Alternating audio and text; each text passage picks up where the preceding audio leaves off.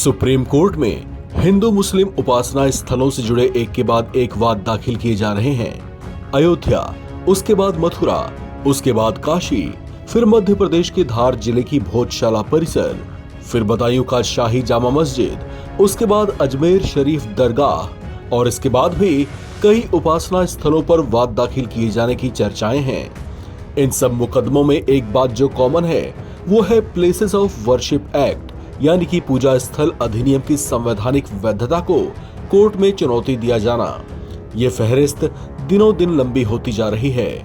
ऐसे में सवाल ये उठता है कि क्या इस अंतहीन से सिलसिले पर ब्रेक लगेगा और क्या इस तरह के मामलों को देश के अलग अलग कोर्ट में फाइल करने की मंजूरी दी जानी चाहिए, और वो भी तब जब देश की तमाम अदालतें पहले से ही सैकड़ों हजारों पेंडिंग केसेस के बोझ तले दबी हुई हैं।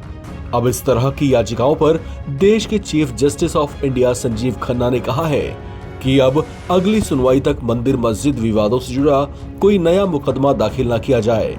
इस मामले में अभी केंद्र के जवाब का भी इंतजार है, जबकि लंबित मामलों में सीजेआई संजीव खन्ना ने हिंदू और मुस्लिम पक्षकारों से अपने अपने तर्क तैयार रखने को कहा है ताकि इन विवादों से जुड़े मामलों को तेजी से निपटाया जा सके।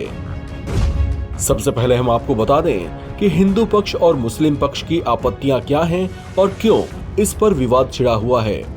दरअसल प्लेसेस ऑफ वर्शिप एक्ट या पूजा स्थल अधिनियम 1991 कहता है कि 15 अगस्त 1947 से पहले के सभी धार्मिक स्थलों की यथास्थिति बनी रहेगी, यानी उससे किसी भी तरह की छेड़छाड़ या उसके अस्तित्व को चुनौती नहीं दी जा सकेगी। फिर वो धार्मिक स्थल मंदिर हो, मस्जिद हो, गिरजाघर हो या किसी अन्य धर्म के पूजा स्थल क्यों ना हो, वे सभी उपासना स्थल इतिहास की परंपरा के मुताबिक ज्यों के त्यों बने रहेंगे। यही बात ये एक्ट सुनिश्चित करता है। इस मामले में हिंदू याचिकाकर्ताओं का तर्क है कि ये अधिनियम हिंदुओं, जैनियों, बौद्धों और सिखों के अधिकारों का हनन करता है। उनका कहना है कि ये अधिनियम उन्हें अपने पूजा स्थलों और तीर्थ स्थलों को फिर प्राप्त करने से रोकता है, जिन्हें आक्रमणकारियों ने नष्ट कर दिया था। वे ये तर्क भी देते हैं कि ये एक्ट धर्मनिरपेक्षता और कानूनी शासन के सिद्धांतों का उल्लंघन करता है, जबकि मुस्लिम पक्ष जमीयत उलेमाए हिंद की ओर से याचिका दायर की गई थी, जिसमें हिंदू याचिकाकर्ताओं के पिटीशन को चुनौती दी गई है। जमीयत का कहना है कि एक्ट के खिलाफ याचिकाओं पर सुनवाई करने से पूरे भारत में अनगिनत मस्जिदों के खिलाफ मुकदमों का सिलसिला शुरू हो सकता है। दरअसल 1991 में पीवी नरसिम्हा राव की अगुवाई वाली कांग्रेस सरकार में इस एक्ट को तब लाया गया था जब राम जन्मभूमि का मुद्दा अपने पूरे उफान पर था और बाबरी मस्जिद विवाद छिड़ा हुआ था। इस कानून में कुल 7 सेक्शंस थे जो 15 अगस्त 1947 के दिन रहा किसी भी पूजा स्थल के धार्मिक स्वरूप को सर्वोच्च मानता है और कहता है कि उसके साथ किसी भी तरह के बदलाव नहीं किए जा सकते।